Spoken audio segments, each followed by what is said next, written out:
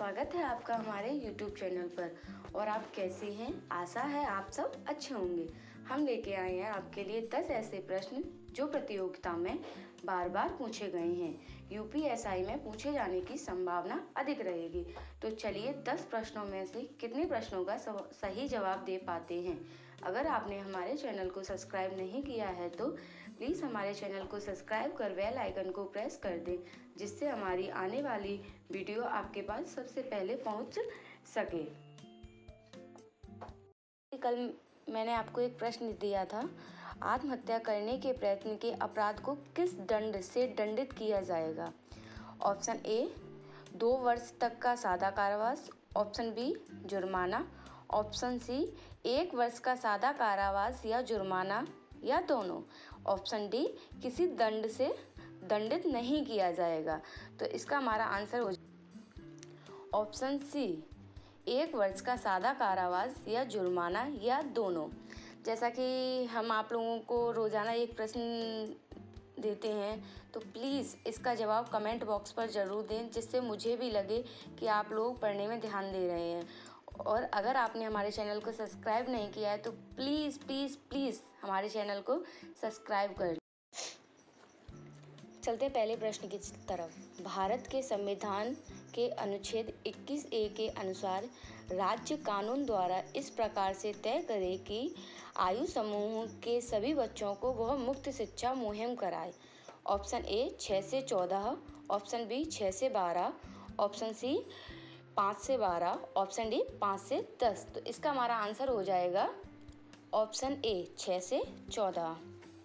भारत के संविधान के अनुच्छेद 21A, जिसे संविधान 86वां संशोधन अधिनियम 2002 के द्वारा जोड़ा गया है, जिसमें यह स्पष्ट प्रावधान है कि राज्य विधि के द्वारा पूर्व निर्धारित 6 वर्ष से 14 वर्ष तक के बच्चों को निःशुल्क और अनिवार्य शिक्षा प्रदान करेगा।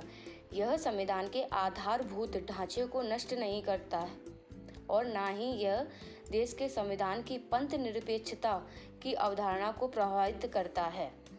तो इसलिए हमारा इसका आंसर हो जाएगा ए 6 से 14। चलते हैं दूसरे प्रश्न की तरफ। 14वें वित्त आयोग में राज्यों के बीच करों के आवंटन के सूत्र में वनावरण को भी जोड़ दिया गया है। ये कौन से नाम से लोकप्रिय है? ऑप्शन ए हरित हस्तांतरण, ऑप्शन बी श्वेत हस्तांतरण, ऑप्शन सी प्रगतिशील कवरेज सूत्र, ऑप्शन डी हरित प्रोत्साहन सूत्र। इसका हमारा आंसर हो जाएगा ऑप्शन ए हरित हस्तांतरण। जैसा कि हमें पता है, 14वें वित्त आयोग ने राज्यों को कर विभाजन किए जाने की प्रक्रिया हेतु तैयार किए गए फॉर्मूले में पहली बार वनावरण को शामिल किया था। इसे हरित हस्तांतरण सूत्र कहा गया। 14वें वित्त आयोग की अवधि वर्ष 2015-2020। इसके अध्यक्ष वाई.वी. रेड्डी हैं। Question number 3।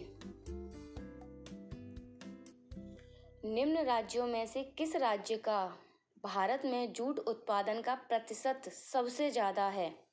Option A Bihar, option B Gujarat, option C Paschim Bengal, option D Kerala. तो इसका हमारा आंसर है ऑप्शन सी पश्चिम बंगाल। तो जो क्या कहते हैं, जूट का प्रयोग बोरे, दरी, तम्बाकू, तिरपाल, टाट, रस्सियाँ, निम्न कोटि के कपड़े तथा कागज़ बनाने के काम में होता है। भारतीय राज्यों में जूट उत्पादन में अग्रणी राज्य पश्चिमी बंगाल है, जहां हुगली नदी के किनारे एक लंबी श्रृंखला में श्रेणीगत तरीके से जूट की खेती की जाती है। जूट के उत्पादन में पश्चिम बंगाल के बाद क्रमशः असम तथा बिहार का स्थान है। इसलिए हमारा आंसर है ऑप्शन सी पश्चिम बंगाल। सबसे ज़्यादा पश्चिम बंगाल में जूट उत्पादन होता है। प्रश्न 4। भ्रष्टाचार निवारण अधिनियम की धारा 17 में वर्णित विषय है। ऑप्शन ए प्रयास के लिए दंड, ऑप्शन बी लोक सेवक द्वारा आपराधिक अवचार, ऑप्शन सी लोक सेवक द्वारा उत्प्रेरित के लिए दंड, ऑप्शन डी विवेचना के अधिकृत व्यक्ति। तो इसका हमारा आंसर हो जाएगा ऑप्शन डी विवेचना के अधिकृत व्यक्ति। प्रश्न 5 राजद्रोह होता है। सार्वजनिक सभा में राजद्रोहात्मक काव्य पाठ करना। ऑप्शन बी इस आशय से जनता में परिचय बांटना कि भारत में विधि द्वारा स्थापित सरकार के प्रति लोगों में घृणा, अपमान और अप्रीति अप्रदीप्त है। ऑप्शन सी आम जनता को अपने भाषण द्वारा भारत में विधि द्वारा स्थापित सरकार द्वारा बनाए गए कानून की अवज्ञा करने के लिए उकसाना। ऑप्शन डी उपरोक्त। इसका हमारा आंसर हो जाएगा ऑप्शन डी उपरोक्त सभी।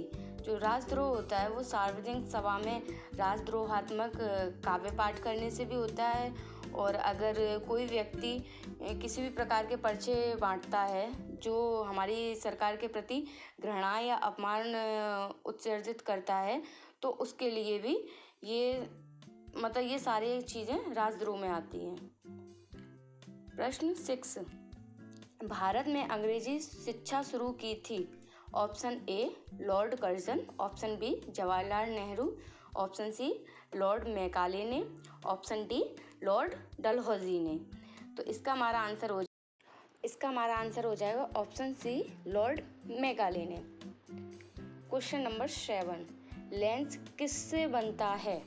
ऑप्शन ए पायरेक्स कांच। ऑप्शन बी फ्लिट कांच। ऑप्शन सी साधारण कांच। ऑप्शन डी कोबाल्ट कांच। तो इसका हमारा आंसर हो जाएगा ऑप्शन बी फ्लिट कांच। क्वेश्चन नंबर ए निम्नलिखित में से रेशेदार जड़ वाला पौधा कौन सा है। ऑप्शन ए गेहूं। ऑप्शन बी मटर। ऑप्शन सी सरसों। Option D same. रेशेदार जड़ वाला पौधा है गेहूं, तो इसलिए ऑप्शन ए गेहूं।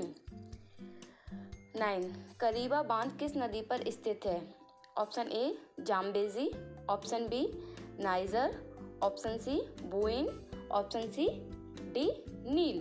तो इसका हमारा आंसर है जाम्बेजी। क्वेश्चन नंबर 10 किसने कहा था मनुष्य एक सामाजिक प्राणी है। Option A Plato. Option B अरस्तु। Option C Rousseau. Option D सुकरात।